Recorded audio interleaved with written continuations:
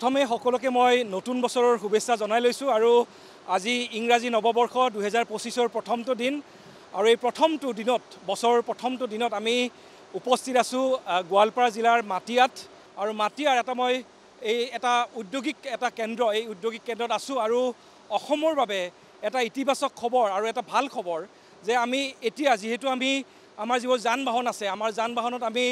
petrol যি ভৰাই আছোঁ আমি গাড়ীত সেই পেট্ৰলৰ সৈতে ইথানল তাত ব্লেন্ডিং কৰা হৈছে আৰু আমাৰ দেশৰ চৰকাৰে ইয়াৰ বাবে এটা নতুন নীতি লৈছে আৰু সেই নীতি অনুসৰি পেট্ৰলৰ সৈতে ইথানল সংমিশ্ৰণ কৰি তেওঁলোকে বজাৰত উলিয়াই দিছে আৰু EBP অৰ্থাৎ ইথানল ব্লেন্ডিং প্ৰগ্ৰেম যিটো কাৰ্যসূচী আছে এই কাৰ্যসূচীৰ অধীনত আমি এতিয়া বৰ্তমান আমাৰ যান বাহনত আমি পেট্ৰলৰ সৈতে আমি ইথানল আমি ব্যৱহাৰ কৰি আছোঁ আৰু আমাৰ দেশত এই মুহূৰ্তলৈকে 14.6% অৰ্থাৎ 1 লিটাৰ পেট্ৰলত আমি 14.6% আমি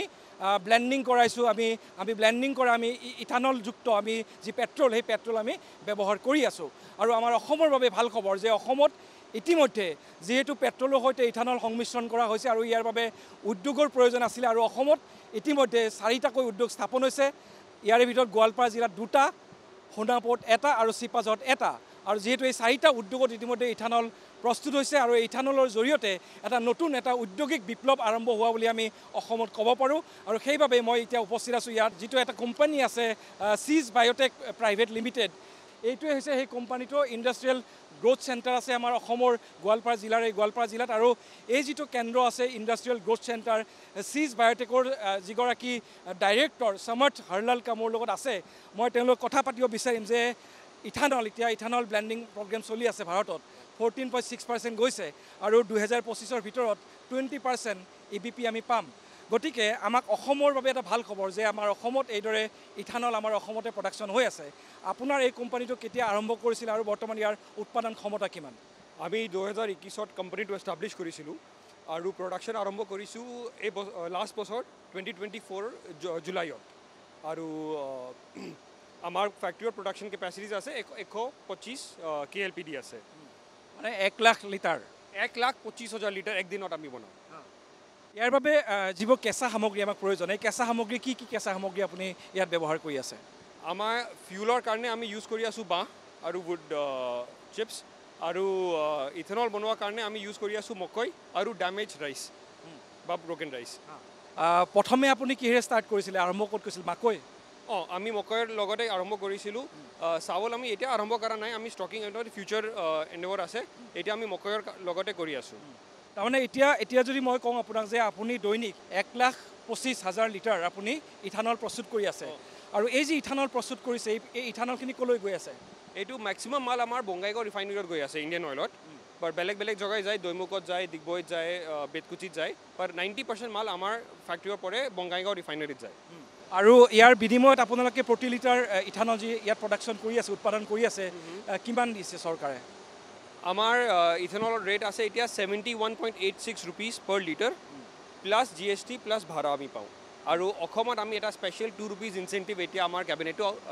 আমাৰ অনাৰেবল চিফ মিনিষ্টাৰ এতিয়া পাছ কৰিছে হিমন্ত ছাৰ আমি 2 rupees এক্সট্ৰাকৈ পাম প্ৰতি লিটাৰত পাব সেইটো কেবিনেটৰ দিছে এইটো অকল অসমৰ কাৰণে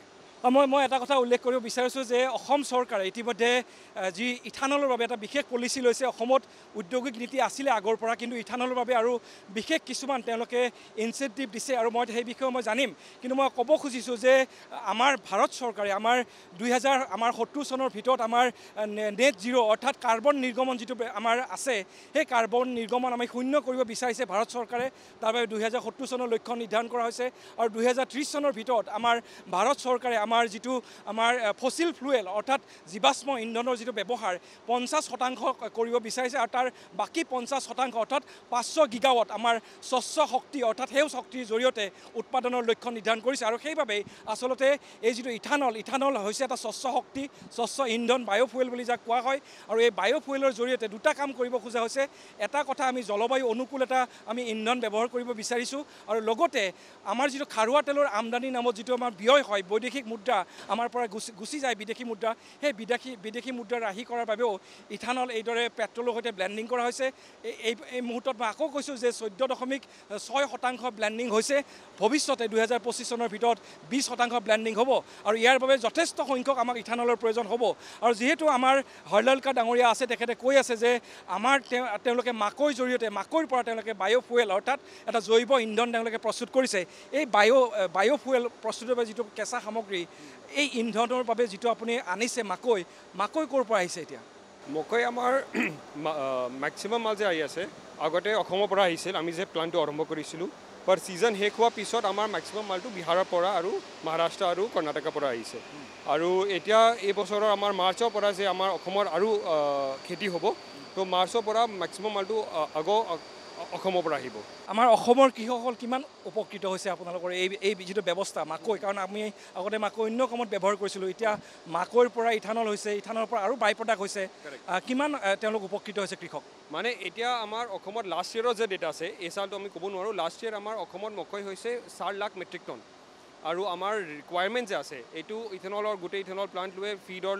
লাগে গোটেই যদি আপুনি লগত কৰিব তো এটা আছে 9 লাখ মেট্ৰিক টন সো আমি 5 লাখ ডিফিচিট আছো লাষ্ট ইয়েৰত पर এই সাল আমাৰ ইন্ডাস্ট্ৰিজ মিনিষ্ট্ৰি हो বা আমাৰ এগ্ৰিকালচাৰ ডিপাৰ্টমেণ্ট हो আমাক কৈছে কি এইটো বঢ়াব আৰু হ'ব পাৰে কি this year Assam will became self sufficient আমাৰ অসমতে 9 লাখ মেট্ৰিক টন হৈ যাব মকৈটো আৰু মই আপোনাৰ লগত যেতিয়া কথা পাতি আছিলোঁ মই আৰু কিছুমান চাব খুজিম যে আপোনাৰ এই যিটো উদ্যোগ আছে এই উদ্যোগটোত কিছুমান বাই প্ৰডাক্ট হৈছে বাই প্ৰডাক্ট মই যদি এইফালে চাওঁ এইফালে কি আছে ইয়াৰ কোলা আমি দেখিছোঁ ইয়াৰ কি আছে এইটো ৰাখি আছে এইটো আমি ইউজ কৰিব পাৰোঁ as a fertiliser in our agriculture products so' আমাৰ যে আপুনি যে আগতে চাইছিলে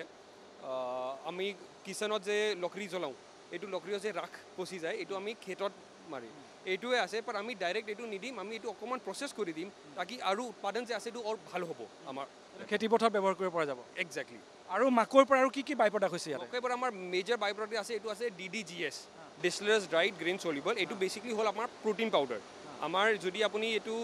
গৰুত দিয়ে তো তেখেতৰ যদি আমাৰ লোকেল অসমৰ গৰু দিয়ে 2 লিটাৰ দুধ একদিনৰ এইটো খোৱাৰ পিছত তেখেতৰ 4 লিটাৰ 5 লিটাৰে দিব পাৰে যদি আপুনি তেখেতৰ প্ৰটিন দিব তেতিয়াতো প্ৰটিন ওলাব তো এইটো প্ৰটিন পাউডাৰ কাৰণে ইউজ হয় আমাৰ ফিচাৰীত ইউজ হয় আমাৰ চিকেন বাৰ্ডত ইউজ হয় পোল্ট্ৰি ফাৰ্মৰ আৰু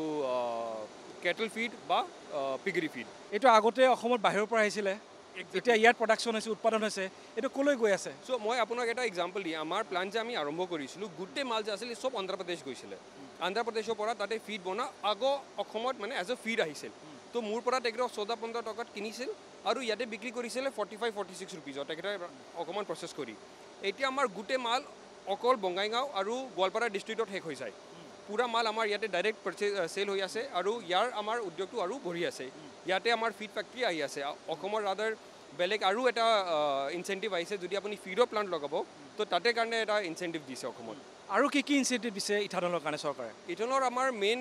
সবচে ডাঙৰ যে আছে এতিয়া এইটো আছে আমাৰ PLI scheme product linked incentive আমাৰ 2 টকা আমি পাই আছোঁ পাৰ লিটাৰৰ প্ৰডাকশ্যন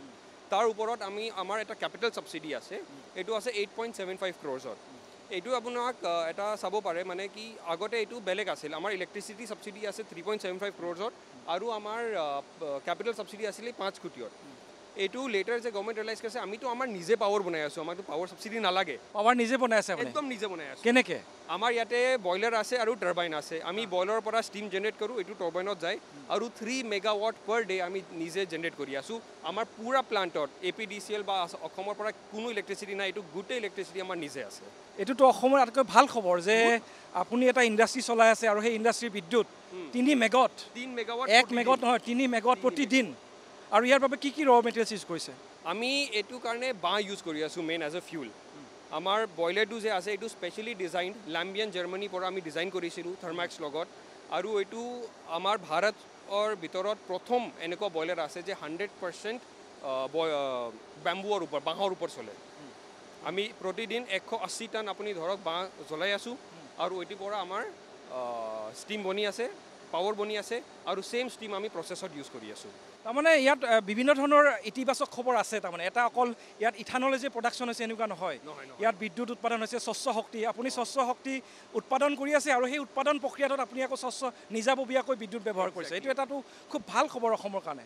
মইতো এইটো ভাবিছোঁ এইটো বহুত ভাল কথা আৰু ইণ্ডাষ্ট্ৰি আহিলে লোড শ্বেডিং হয় বুলি কয় ইয়াতে লোড শ্বেডিঙৰ সমস্যা নাই কোনো লোড শ্বেডিং নাই কোনো বেলেগ মানুহৰ ওপৰত কোনো প্ৰেছাৰ নাই আৰু এইটো পলিউশ্যনৰ কাৰণে আমাৰ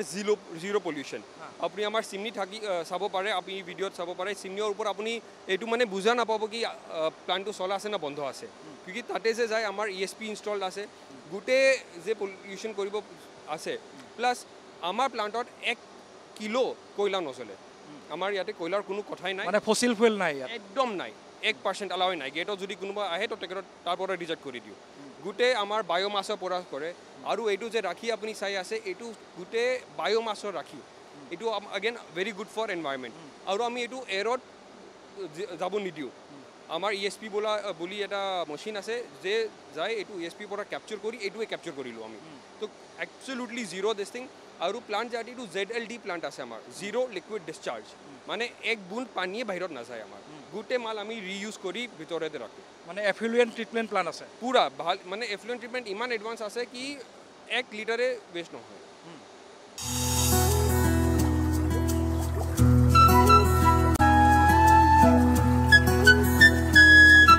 মই আৰু এটা কথা জানিব খুজিম হলৰকা ডাঙৰীয়া যে এই যিটো আপোনাৰ উৎপাদন প্ৰক্ৰিয়া আৰম্ভ হ'ল ইয়াত কিমান জীৱিকাৰ সৃষ্টি হৈছে জীৱিকা মানে এমপ্লয়মেণ্ট জেনেৰেশ্যন কিমান হৈছে মই জানিব খুজিছোঁ প্ৰত্যক্ষভাৱে পৰোক্ষভাৱে কিমান মানুহ ইয়াত জড়িত হৈছে তো যদি মই কওঁ মোৰ কোম্পানীৰ মানুহ যিমান আছে আপুনি ধৰক 210 বা 215 মানুহ ইয়াতে ডাইৰেক্ট আমাৰ কোম্পানীৰ পৰা চেলাৰী পাই আছে তাৰপিছত আমাৰ ইয়াত লেবাৰ কণ্ট্ৰেক্টৰ আছে যে বেগটো খালী কৰে বা কিয় কৰে সেইটো কণ্ট্ৰেক্ট ৰেটত আছে তেখেতৰ আপুনি ধৰক একদিনৰ নহ'লে 120-130 মানুহ থাকে তাৰ ওপৰত কিউকি আমি ফসিল ফিউল এইটো ইউজ নকৰোঁ বাঁহৰ এইটো চব যে লোকেল মানুহ দিয়ে ৰাইচ চাৰ্জ বা কিবা চব লোকেল মানুহ প্ৰভাইড কৰি আছে তেখেতৰ নহ'লে মিনিমাম 400 মানুহ এংগেজ আছে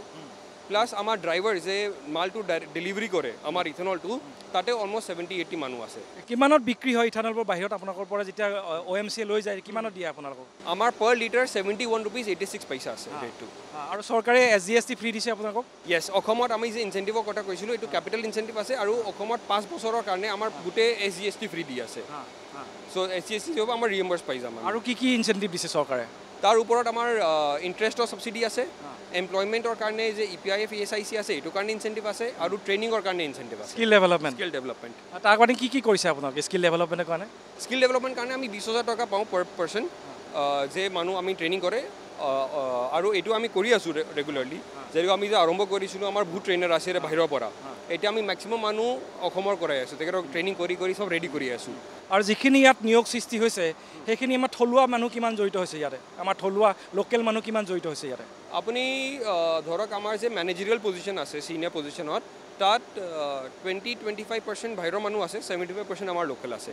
पर जे आमार तলত যে আপুনি যাব ওয়াৰ্কাৰ্স বা অপাৰেটৰ্স অলমোস্ট 95% অসমৰ মানুহ এটা খুব ভাল খবৰ আমাৰ কাৰণে আগতে এনেকুৱা নাছিল আমি যে আৰম্ভ কৰিছোঁ এদিনত এনেকুৱা নাছিল within 1 or 2 months we have trained আমি বহুত ট্ৰেইনিং কৰিছোঁ আৰু এতিয়া ম্যাক্সিমাম মানুহ আমাৰ অসমৰ তাৰমানে মই আপোনাৰ কথাৰ পৰা বুজিলোঁ যে ইয়াত আপুনি যেতিয়া ইথানল প্ৰস্তুত কৰিছে ইয়াৰ পৰা বাই প্ৰডাক্ট এতিয়ালৈকে দুটা ওলাইছে মেইন দুটা বাই প্ৰডাক্ট আছে আমাৰ ইথানল আৰু DDGS আমাৰ কাৰণে এটা থাৰ্ড বাই প্ৰডাক্ট আছে আমাৰ বায়ো এশ মানে তিনিটা উৎপাদন হৈছে ইয়াতে আৰু কিবা হ'ব নেকি ইয়াৰ পৰা আমি আৰু এক্সটেণ্ড কৰি আছোঁ আমাৰ কৰ্ণৰ কাৰণে আমি কৰ্ণ অইল ওলাম এইটো কৰ্ণ অইল ডাইৰেক্ট বায়ো ডিজেল বনি যাব তো এইটো আমি প্লাণ্টৰ কাৰণে অৰ্ডাৰ দি আছোঁ লাষ্ট মাহত দি আছোঁ আৰু আমি এটা CO2 প্লাণ্ট লগাই আছোঁ আমাৰ যে ফাৰ্মেণ্টেশ্যন হয় তো অকণমান CO2 প্ৰডিউচ হয় এইটো CO2 আমি কেপচাৰ কৰি ডাইৰেক্ট আমাৰ পেপচি বা কোকো কোলাত যে আমাৰ কোল্ড ড্ৰিংক বনে তেখেতৰ কাৰণে ইউজ হ'ব এইটো খুব ভাল খবৰ আমাক আৰু ভাল খবৰ দি গৈছে হৰলকা ডাঙৰীয়া আৰু মই কৈছোঁ যে ইতিমধ্যে পেট্ৰলত 14.6% হৈছে আৰু ডিজেলত কিন্তু এতিয়ালৈকে ব্লেণ্ডিং হোৱা নাই কিন্তু IOCL ইতিমধ্যে ডিজেলত 5% তেওঁলোকে পৰীক্ষামূলকভাৱে কৰি চাইছে কিন্তু বাণিজ্যিকভাৱে কিন্তু ডিজেলৰ ক্ষেত্ৰত এই উৎপাদন প্ৰক্ৰিয়া আৰম্ভ হোৱা নাই কিন্তু আমাৰ অসমৰ বাবে ভাল খবৰ যে অসমত এই যিটো EBP অৰ্থাৎ আমি যদি পেট্ৰল পাম্পত যদি এতিয়া যাওঁ তেল ভৰাবলৈ গাড়ীত পেট্ৰল চালিত যিবোৰ গাড়ী আছে তাত কিন্তু আমি এতিয়া EBP ব্যৱহাৰ কৰি আছোঁ 14.6% পাৰ্চেণ্টলৈকে আমি ব্যৱহাৰ কৰি আছোঁ আৰু এই যিবোৰ EBP যিবোৰ ইথানল আহি আছে এই ইথানল কিন্তু অসমত উৎপাদন হৈছে কিন্তু যি ধৰণে অসমত উদ্যোগ হ'ব লাগিছিল আৰু হোৱাৰ